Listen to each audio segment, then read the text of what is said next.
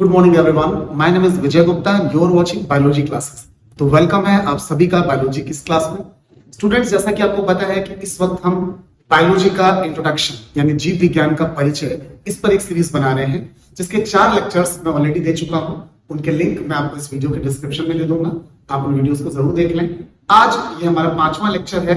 इस 5वें लेक्चर में हम बात करने वाले हैं contribution of different scientist in biology. जीव विज्ञान के क्षेत्र में अलग अलग वैज्ञानिकों का क्या योगदान है, क्या कंट्रीब्यूशन है, इसके बारे में इस लेक्चर में हम बात करेंगे। ये लेक्चर और हमारी ये पूरी सीरीज स्पेशली हमारे 11th 12th के स्टूडेंट के लिए तो इंपॉर्टेंट है ही, साथ ही साथ जो स्टूडेंट्स हमारे नीट का एग्जाम देना चाहते हैं या कोई भी अदर मेडिकल एंट्रेंस एग्जाम, इसके अलावा कोई भी ऐसा कॉम्पिटिटिव एग्जाम जैसे UP TET, C TET, PCSJ, PCS, इनमें जिनमें बायोलॉजी के बेसिक कॉन्सेप्ट्स को पूछा जाता है, उन सभी एग्जाम्स के लिए वीडियो आपके लिए बहुत हेल्पफुल होने वाला है। तो चलिए वीडियो को शुरू करते हैं। सबसे पहली बात, कंट्रीब्यूशन। इसका मतलब होता है बच्चों योगदान। योगदान का मतलब हुआ कि बायोलॉजी की फील्ड में किस वैज्ञानिक ने किस क्या क्या अपना योगदान दिया हुआ है, ये हम आपको इस वीडियो में बताने वाले हैं। तो कंट्रीब्यूशन ऑफ डिफरेंट साइंटिस्ट, अलग अलग वैज्ञानिकों का अलग अलग योगदान इन बायोलॉजी जीव विज्ञान के क्षेत्र में। तो यहाँ पर मैंने देख पा रहे होंगे आप कि 13 नाम लिखे हुए हैं, 13। इनके सबके ईयर बताए हैं, यानी किस समय में उनका अपना कॉन्ट्रीब्यूशन था। फिर साइंटिस्ट का नाम लिखा हुआ है और यहाँ पर उनका कॉन्ट्रीब्यूशन यानी कि योगदान लिखा हुआ है। तो 1 बाय 1 करके सुने और इन्हें मेरे साथ ही याद करते भी चले। हम बिल्कुल पीछे से स्टार्ट करेंगे। सबसे पहले 470 से 370 370 बीसी। बीसी और एडी इनका क्या मतलब होता है, मैं आपको थोड़ा क्लियर कर दूं, क्योंकि कुछ स्टूडेंट्स ये नहीं जानते हैं कि ये बीसी क्या चीज है। आपको बता दूं, बीसी का मतलब होता है बिफोर क्राइस्ट, यानी कि ईसा मसीह के जन्म से पहले का समय। आज जबकि 2024 चल रहा है, तो इस 2024 में हम ऐसा मानते हैं कि 2024 वर्ष पूरे हो चुके हैं ईसा मसीह के जन्म को, यानी कि ईसा मसीह का जन्म माना जाता है 1 दिन, और 1 से चलते चलते आज कितना आ गया है 2024। इसके पहले का जो टाइम था 1 से पहले का, उसको हम लोग बीसी में लिखते हैं और ये उल्टा चलता है। जैसे 470 में जन्म हुआ और 370 में इनकी मृत्यु होगी। इसी तरीके से यहाँ पर भी आप देख रहे हैं 384 में जन्म हुआ और 322 में मृत्यु हो गई। तो ये सुनने में तो आपको उल्टा लग रहा है, लेकिन ये ईसा मसीह से जन्म के पहले का समय है, तो इसको हम लोग बिफोर क्राइस्ट इसी तरीके से पढ़ते हैं और हिंदी में इसे कहा जाता है ईसा पूर्व। तो आप बिल्कुल कंफ्यूज ना हो यहाँ पर। आई होप मेरी बात आपको समझ में आ गई होगी। तो 470 से 370 बीसी में एक साइंटिस्ट आया जिनका नाम था हिप्पोक्रेट्स, और हिप्पोक्रेट्स को कहा गया father of medicine. Father of medicine का मतलब औषधि विज्ञान के जनक। इनको क्यों कहा गया फादर ऑफ मेडिसिन? क्योंकि ये वो पहले व्यक्ति थे जिन्होंने प्लांट्स को दवाइयों के तौर पर इस्तेमाल करना शुरू किया। जैसे हम लोग जानते हैं हल्दी, तुलसी, नीम, इन सभी का इस्तेमाल हम अपने घर की छोटी मोटी समस्याओं में किया करते हैं, बुखार, सर्दी, जुकाम आदि में, स्किन कोई डिजीज होती है उनमें। तो इस बात को सबसे पहले शुरुआत किसने किया है? हिप्पोक्रेट्स ने किया, यानी दवाइयों के तौर पर हमारे प्लांट्स को इस्तेमाल करना स्टार्ट किया। इसलिए हम इन्हें मानते हैं फादर ऑफ मेडिसिन, औषधि विज्ञान के जनक। आज भी जितने डॉक्टर्स होते हैं उनको हिप्पोक्रेट्स की कसम खिलाई जाती है उनकी डिग्री देने के बाद में कि आप किसी भी पेशेंट के इलाज के लिए ना नहीं कह सकते। तो ये एक वैल्यू है इनकी हमारी सोसाइटी में, हमारी मेडिकल फील्ड में, हिप्पोक्रेट्स की। इसके बाद हम आते हैं नेक्स्ट पर 384 से 322 ईसा पूर्व। एक साइंटिस्ट आया जिनका नाम था एरिस्टोटल, हिंदी में आप इन्हें अरस्तु कहेंगे, और इन्होंने बायोलॉजी की फील्ड में अपना सबसे पहला योगदान दिया, इसलिए इन्हें हम फादर ऑफ बायोलॉजी, जीव विज्ञान का जनक मानते हैं। अब इन्होंने क्या किया था, मैं अपने पहले लेक्चर्स में भी आपको ये बात बता चुका हूं। अरस्तु ने सबसे पहले जीवों का वर्गीकरण, मतलब इन्होंने एनिमल्स यानी जंतुओं की एक लिस्ट बनाई और उनको 2 पार्ट्स में डिवाइड किया। एक तरफ उनको रखा जिनके ब्लड का कलर रेड था, उन्हें कहा इनाइमा, और दूसरी तरफ उन एनिमल्स को रखा जिनके ब्लड का कलर रेड नहीं था, उन्हें कहा एनाइमा। तो इनाइमा और एनाइमा ये 2 पार्ट बना दिए इन्होंने एनिमल्स के, और इस तरीके से जंतुओं का पहला वर्गीकरण, the first classification of animal, ये इनके द्वारा दिया गया, इसलिए इनको हमने कहा father of biology. Next scientist जो भी हैं वो थोड़े आगे के हैं और उनको मैंने यहाँ पर लिखा हुआ है। इसमें अगला नाम है 1628 में आने वाले साइंटिस्ट जिनका नाम है विलियम हार्वे। अब विलियम हार्वे ने क्या किया स्टूडेंट्स, इन्होंने सबसे पहले ब्लड सर्कुलेशन, अभी ब्लड सर्कुलेशन क्या चीज होती है, इन शॉर्ट वे में आपको बताता हूं। सपोज करिए कि ये हमारी बॉडी है, तो मैं आपको यहाँ पर रफली ह्यूमन बॉडी ड्रॉ करके थोड़ा सा कोशिश करता हूं कि आप यहाँ पर सर्कुलेशन के कॉन्सेप्ट को समझें। तो ये स्टूडेंट्स हमारी बॉडी हो गई। अब आप सबको पता है कि हमारी बॉडी में हमारे दोनों लंग्स के बीच में एक बहुत ही इंपॉर्टेंट हमारा ऑर्गन होता है जिसको हम लोग कहते हैं हार्ट। तो हार्ट का ये रफ डायग्राम मैंने बना दिया। अब स्टूडेंट ये जो हार्ट होता है, ये हार्ट हमारी पूरी बॉडी के अंदर ब्लड को पंप करता है, क्योंकि आपको पता है कि हार्ट से बहुत सारी ब्लड वेसल्स गुजरती हैं पूरी बॉडी में और ये ब्लड को लेकर पूरी बॉडी में जाती हैं इस तरीके से।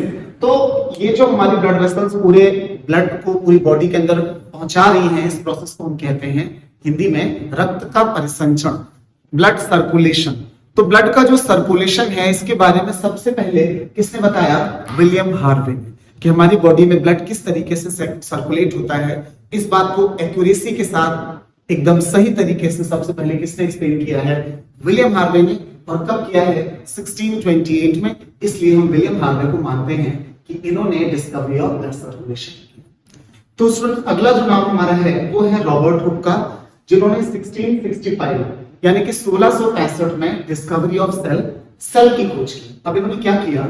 इन्होंने एक बोतल से उसका ढक्कन निकाला जो कि कॉर्क का बना हुआ था। तो पुराने टाइम में इस टाइप से कांच की बोतलें चलती थी और इन बोतलों के ऊपर इस तरीके से एक ढक्कन लगा होता था जिसको हम लोग इस तरह से बता रहे हैं। आज भी कुछ होम्योपैथिक स्टोर्स पर आपको ऐसे ढक्कन मिल जाएंगे देखने के लिए। तो ये ढक्कन कॉर्क के बने होते हैं। तो बोतल के ढक्कन से इन्होंने कॉर्क को बाहर निकाला और उस कॉर्क की एक पतली से लेयर को काट कर इन्होंने इस तरीके से अपने द्वारा बनाई गई एक माइक्रोस्कोप से देखा। तो हम मान लेते हैं रफली कि ये एक माइक्रोस्कोप है बहुत ही बेसिक टाइप का, जिसको किसने बनाया था? रॉबर्ट हुक ने। और रॉबर्ट हुक ने जब इसको देखा तो इसमें छोटे छोटे छोटे छोटे मधुमक्खी के छत्ते के जैसे इनको दिखाई दिए, पोस्ट जैसे दिखाई दिए, चैम्बर दिखाई दिए, जिनको इन्होंने नाम दिया सेलुला। और यही बाद में क्या हो गया? सेल। तो इस तरीके से हमने देखा कि सेल की डिस्कवरी हो गई यानी कोशिका की खोज हो गई। अब यहाँ पर एक बहुत इंपॉर्टेंट बात समझने वाली है, वो ये कि रॉबर्ट हुक ने जो सेल डिस्कवर की थी, क्या वो लिविंग सेल थी? बिल्कुल नहीं, वो एक नॉन लिविंग सेल थी, निर्जीव कोशिका थी, सजीव कोशिका नहीं थी। क्यों निर्जीव थी? क्योंकि आपको पता है कि जो कॉर्क है वो एक सजीव पदार्थ नहीं है, लिविंग नहीं है, वो नॉन लिविंग है। तो रॉबर्ट हुक के द्वारा जो सेल खोजी गई वो नॉन लिविंग थी। इसके बाद लिविंग सेल की खोज हुई जो कि एंटोनी वॉन लीवनहॉक ने, जो नाम अभी आगे आने वाला है। तो आपको याद रखना है 1665 Robert Hooke discovery of cell, but the cell was not living, वो एक सजीव कोशिका नहीं थी, निर्जीव कोशिका थी। इसके बाद आया एक साइंटिस्ट जिनका नाम था एंटोनी वॉन लीवनहॉक। ये बहुत ही इंपॉर्टेंट नाम है हमारी बायोलॉजी की फील्ड में। और 1684 में इन्होंने क्या किया? हालांकि शुरुआत तो इन्होंने पहले से ही कर दी थी, लेकिन 1684 में इन्होंने कुछ लिविंग सेल्स को डिस्कवर किया, जीवित कोशिकाओं को, जैसे प्रोटोजोन्स, अमीबा, पैरामीशियम और बैक्टीरिया वगैरह। तो इन्होंने दांतों से गंदगी को छुटा के स्लाइड पर रखा, बैक्टीरिया को डिस्कवर किया, तालाब के गंदे पानी को स्लाइड पर रख के माइक्रोस्कोप में देखा। इन्होंने भी एक माइक्रोस्कोप खुद बनाया था और उस सब में इन्हें कई तरह के प्रोटोजोआ, कई तरह के बैक्टीरिया दिखाई दिए। तो इस तरीके से बैक्टीरिया, प्रोटोजोआ इनकी डिस्कवरी हो गई। और आपको पता है कि जो बैक्टीरिया होते हैं या जो प्रोटोजोन्स होते हैं, दे आर यूनिसेलुलर, ये एक कोशिका वाले होते हैं। तो हम इन्हें कह सकते हैं लिविंग सेल, सजीव कोशिका। तो लिविंग सेल की डिस्कवरी किसके द्वारा हुई है? एंटोनी वॉन लीवनहॉक के द्वारा। और नॉन लिविंग सेल अभी हमने देखा था किसके द्वारा हुई थी? रॉबर्ट हुक के द्वारा।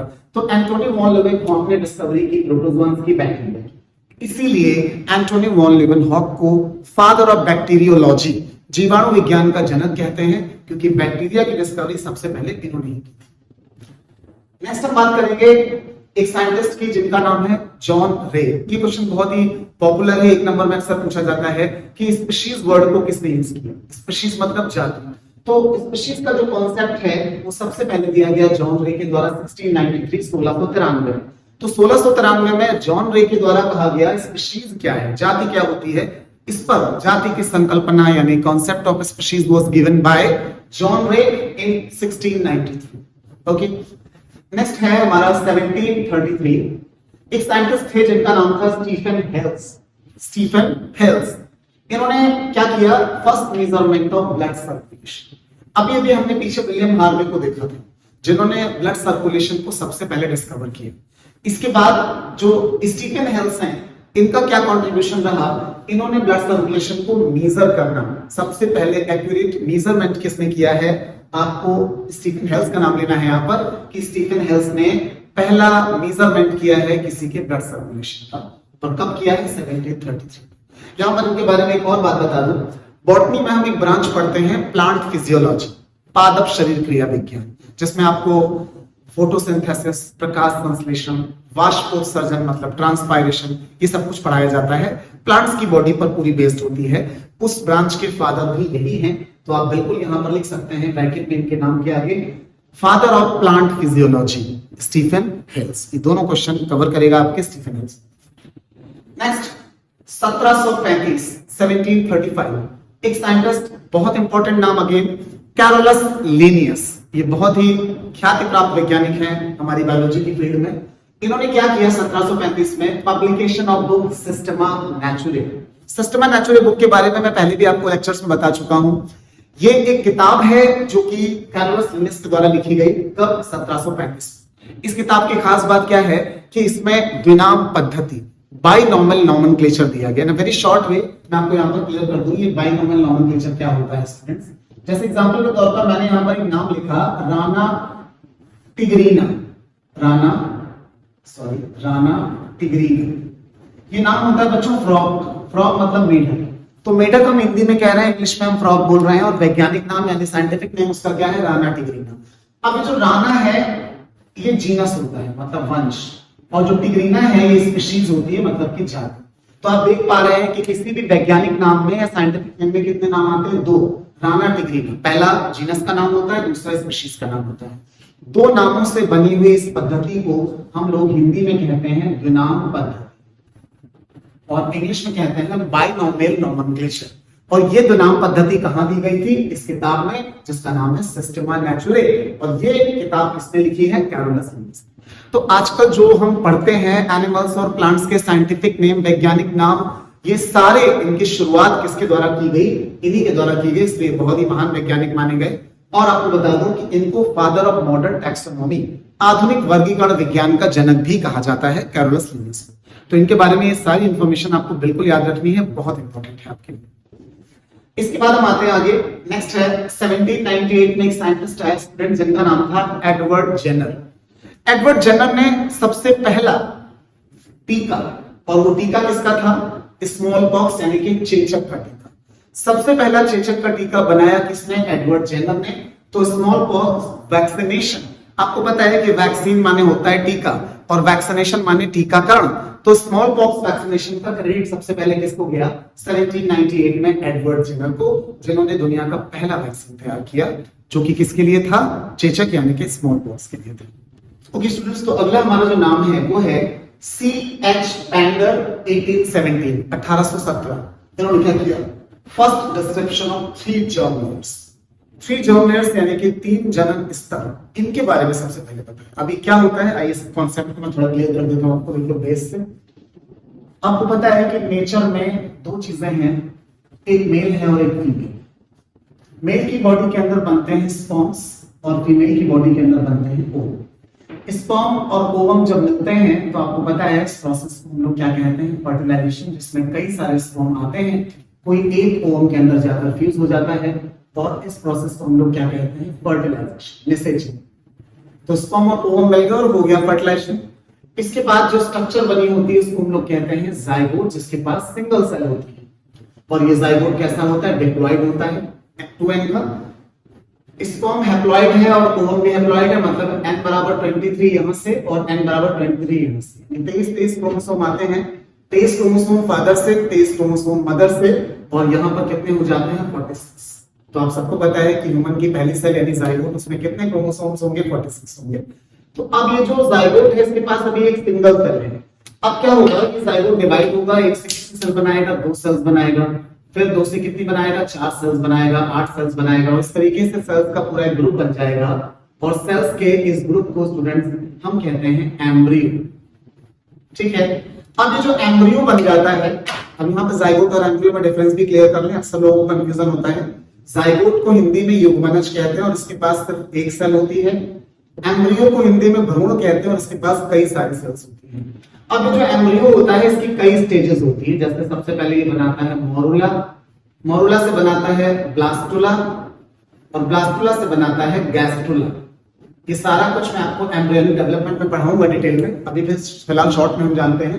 तो हमने क्या देखा कि मेल फीमेल में स्पर्म ओवम बन रहे हैं, दोनों के मिलने से फर्टिलाइजेशन यानी निषेचन हो रहा है, और इसके बाद क्या बन रहा है, जाइगोट, जो कि हमारी पहली सेल होती है। जाइगोट डिवीजन करके बनाता है एम्ब्रियो, और एम्ब्रियो की बहुत सारी स्टेजेस हैं, जैसे कि मोरुला, ब्लास्टुला, गैस्ट्रुला। जब हमारा एम्ब्रियो गैस्ट्रुला की स्टेज में पहुंचता है तो इसके पास 3 अलग अलग जर्म लेयर्स बन जाती हैं। मैं अलग अलग कलर से दिखा देता हूं। 3 जर्म लेयर्स, 3 जनन स्तर। और आपको बता दूं कि इन जर्म लेयर्स के नाम भी हैं। सबसे बाहर वाली जर्म लेयर का नाम होता है स्टूडेंट्स एक्टोडर्म, बीच वाली का नाम होता है मेसोडर्म, और सबसे अंदर वाली का नाम होता है एंडोडर्म।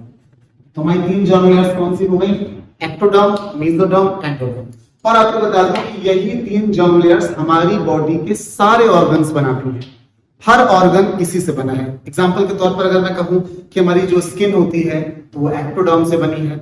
हमारा डाइजेस्टिव सिस्टम, पाचन तंत्र मोस्टली किससे बना होता है, एंडोडर्म से बना होता है। तो हमारी बॉडी में जितने भी ऑर्गन्स हैं, कुछ एक्टोडर्म से, कुछ मेसोडर्म से, कुछ एंडोडर्म से, यानी यही 3 जर्म लेयर्स, 3 जनन स्तर हमारी बॉडी के सारे ऑर्गन्स को बनाते हैं। अब हम पॉइंट पर आते हैं। क्या था कि साइंटिस्ट थे जिनका नाम था C.H. पैंडर, इन्होंने पहली बार बताया 3 जर्म लेयर्स के बारे में। यानी ये जो 3 जर्म लेयर्स हैं, इनका डिस्क्रिप्शन सबसे पहले किसने दिया है, C.H. पैंडर ने 1817। ओके, इसके बाद हम आते हैं नेक्स्ट पर, जो कि है रॉबर्ट ब्राउन। अब रॉबर्ट ब्राउन ने क्या किया स्टूडेंट्स, अभी भी बात कर रहे थे सेल की। तो सपोज करिए हमारी बॉडी की ये कोई सेल है, और सेल के अंदर एक बहुत ही इंपॉर्टेंट ऑर्गन है जिसका नाम क्या है, न्यूक्लियस, केंद्रक। अब ये जो केंद्रक यानी कि न्यूक्लियस होता है, इसकी डिस्कवरी की गई है एक साइंटिस्ट के द्वारा जिनका नाम है रॉबर्ट ब्राउन, और कब की गई है, 1831 में। तो 1831 में रॉबर्ट ब्राउन ने क्या किया, first description of cell nucleus, कोशिका के न्यूक्लियस की यानी केंद्रक की सबसे पहले किसने खोज की, 1831 में रॉबर्ट ब्राउन। ओके, इसके बाद हम आगे बढ़ते हैं, और नेक्स्ट हमारा है एक साइंटिस्ट जिनके नाम है, 1848 में एक साइंटिस्ट आया जिनका नाम है हॉफमिस्टर। और ये जो डब्ल्यू हॉफमिस्टर ने क्या किया, डिस्कवरी ऑफ क्रोमोसोम्स। अब हमें पता है कि जो न्यूक्लियस होता है इसके अंदर पाया जाता है क्रोमैटिन नेटवर्क, क्रोमैटिन जाल, और ये क्रोमैटिन नेटवर्क टूट कर क्या बनाता है, क्रोमोसोम्स। और अभी मैं बात कर रहा था कि ह्यूमन में कितने क्रोमोसोम्स होते हैं, 46। तो क्रोमोसोम्स सेल के अंदर न्यूक्लियस में होते हैं, और क्रोमोसोम्स की सबसे पहली जो डिस्कवरी है वो कब हुई है, 1848 में। किसके द्वारा, डब्ल्यू हॉफमिस्टर के द्वारा। तो डिस्कवरी ऑफ क्रोमोसोम्स किसके द्वारा हुआ, ये आपके डब्ल्यू हॉफमिस्टर के द्वारा, और कब, 1848। तो लास्ट में हम बात करेंगे चार्ल्स डार्विन की। 1859 में एक साइंटिस्ट आया जिनका नाम है चार्ल्स डार्विन। ये बहुत ही फेमस नाम है बायोलॉजी की फील्ड में। और इन्होंने क्या किया इसके बारे में पहले आप समझिए। चार्ल्स डार्विन बचपन से ही प्रकृति प्रेमी थे। जब ये थोड़े बड़े हुए तो इनको बीगल नामक जहाज पर 5 वर्षों के लिए पूरा विश्व भ्रमण करने का मौका मिला, जहां पर ये अलग अलग द्वीपों और महाद्वीपों पर जाते थे। वहां उतरकर वहां के जानवरों के कंकाल, उनके नमूने, उनके स्केलेटन इकट्ठे करते थे, और उसके बाद रात के समय में उनकी स्टडी करते थे। उस पूरी स्टडी को करने के बाद इन्होंने जीवों का विकास, ऑर्गेनिक इवोल्यूशन पर अपना एक सिद्धांत प्रस्तुत किया, जिसको हम कहते हैं नेचुरल सिलेक्शन, यानी कि प्राकृतिक चयन का सिद्धांत। आपको बता दूं कि 12th में एक चैप्टर है इवोल्यूशन, विकास। तो उस चैप्टर में मैं इसे डिटेल में पढ़ाता हूं, इस पर भी मैं वीडियो लेकर आके आऊंगा, तब आप इवोल्यूशन के कॉन्सेप्ट को बहुत अच्छे से समझ पाएंगे। अभी के लिए इतना जानिए कि ये जो हमारे चार्ल्स डार्विन थे, इन्होंने ऑर्गेनिक इवोल्यूशन यानी कि जीवों के विकास के विषय में अपना एक सिद्धांत प्रस्तुत किया, जिसको कहा गया नेचुरल सिलेक्शन, प्राकृतिक चयन का सिद्धांत। इसको मैं आपको शॉर्ट में बता देता हूं, बहुत ही कम शब्दों में। जैसे कि इन्होंने एग्जांपल लिया जिराफ का। इनके पहले एक वैज्ञानिक आए थे जिनका नाम था लैमार्क। उन्होंने प्रस्तुत किया लैमार्कवाद। डार्विन ने प्रस्तुत किया अपना डार्विनवाद। लैमार्कवाद यह कह रहा था कि दुनिया में जो जिराफ थे वो पहले छोटी गर्दन वाले हुआ करते थे। जब नीचे के वनस्पति, भोजन, पौधे समाप्त हो गए, तब उन्होंने क्या किया, अपने पैरों को और अपनी गर्दन को उचकाना शुरू किया पेड़ की ऊंची पत्तियों को खाने के लिए। उस प्रयास में उनकी गर्दन और उनकी अगली टांगें लंबी हो गई, और उसी से आधुनिक जिराफ बन गया। ये मानना था लैमार्क का। लेकिन जब डार्विन आए, उन्होंने कहा नहीं, ऐसा नहीं था। उन्होंने कहा कि इस दुनिया में 2 तरह के जिराफ थे, कुछ छोटी गर्दन वाले और कुछ लंबी गर्दन वाले। छोटी गर्दन वाले जिराफ जब नीचे की वनस्पति खत्म हो गई तो भूख से मर गए और वो सरवाइव नहीं कर पाए, जबकि लंबी गर्दन वाले जिराफ जब नीचे की वनस्पति खत्म हो गई तो ऊपर की वनस्पति को खाकर उन्होंने अपने आप को जीवित रखा। यानी कि प्रकृति उसी का चयन करती है जो योग्य होता है और अयोग्य नष्ट हो जाता है। ये सिद्धांत था डार्विन का, यानी प्रकृति ने किसका चयन किया? जो योग्य था। इसलिए सिद्धांत को कहते हैं प्राकृतिक चयन का सिद्धांत, कॉन्सेप्ट ऑफ नेचुरल सिलेक्शन। तो ये मैंने आपको शॉर्ट में डार्विनिज्म के बारे में बताया, डिटेल में आगे पढ़ेंगे। तो ये जो कॉन्सेप्ट था नेचुरल सिलेक्शन का, प्राकृतिक चयन का, ये किसके बारे में था? जीव विकास, ऑर्गेनिक इवोल्यूशन के बारे में। और ये किसने दिया है? चार्ल्स डार्विन ने। कब दिया है? 1859। तो ये थे हमारे यहाँ पर आज के 13 साइंटिस्ट। उम्मीद कर रहा हूँ आपकी सारी बातें आपको समझ में अच्छे से आ गई होंगी। अभी कंप्लीट नहीं हुए क्योंकि अभी हम सिर्फ 1859 तक ही पहुंच पाए हैं। आगे भी और साइंटिस्ट हैं जो इसके बाद वाले वीडियो में मैं लेकर आऊंगा और आपको बताऊंगा। इसके बाद एक वीडियो कोशिश करूंगा इसका पूरा और बने, जिस पर मैं बचे हुए सारे जो खास नाम है, वैसे तो बहुत सारे साइंटिस्ट हैं, सबको बताना संभव नहीं, लेकिन जो ज्यादातर पूछे जाते हैं कॉम्पिटिशंस में और एक बायो के स्टूडेंट को जरूर पता होने चाहिए, उनके बारे में मैं जरूर आपको बताऊंगा। तो इस लेक्चर में इतना ही, मिलते हैं अगले लेक्चर में जल्दी। और साथ ही साथ आपसे चाहूंगा वीडियो कैसा लगा ये कमेंट में जरूर बताइए, इससे मुझे बहुत मोटिवेशन मिलती है आपके कमेंट से, आपके लाइक से। साथ ही साथ आप मुझे ये भी बताएं कि आप किन टॉपिक्स पर अपना वीडियो देखना चाहते हैं, आगे का वीडियो किस टॉपिक पर देखना चाहते हैं। तो मिलते हैं अगले वीडियो में जल्दी ही। यहाँ पर इतना ही। Thanks for watching, have a good day.